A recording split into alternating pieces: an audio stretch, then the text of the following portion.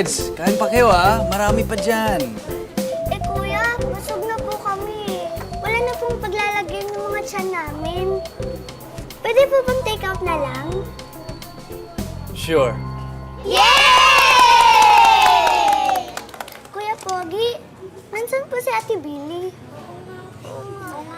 Nasa work kasi siya Sayang, ang saya na po kasing kalaro Alam ko na! Kung ligawan niyo po kaya si Ate Billy, bagay naman po kayo Di ba? Ay, bagay na sila. Sige na, ligawan niyo si Ate Billy. Bagay na po kayo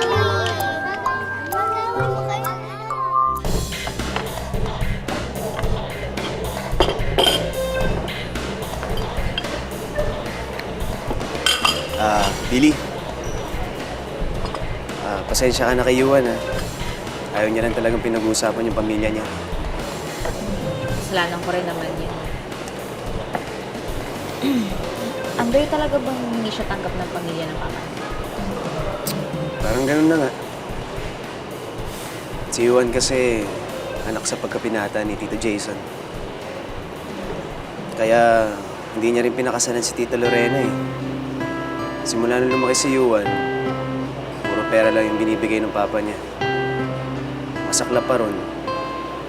Pati yung mama niya, pabayaan na siya. Alam mo, nung una nga nakita ni nanay si Yuan, akala niya ulila Talaga? Oo, kaya nga si nanay, sabi niya, siya na lang daw ituring na nanay ni Yuan. Bait naman pala ng nanay niya. Sobra! Parang ikaw yun Po? Mabait, masipag, parehas kayo ng... Ano yan? Ano yan? Hindi, joke lang. Marunong ka naman palang mag-joke. O yan! Mas bagay sa'yo yan. Dapat lagi ka lang nakasmile.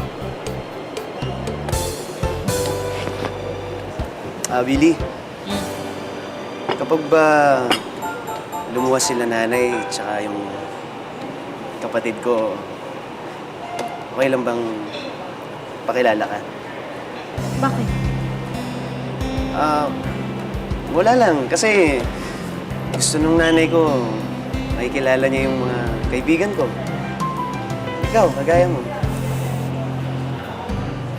Pero kung hindi, okay lang Hindi, gusto ko. Uy, para patas na tayo. Nakilala mo na rin naman sila mamay, di ba?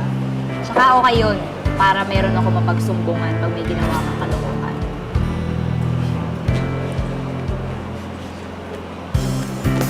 Sige. Mabubutas na yung buwan. Sige, muna na ako.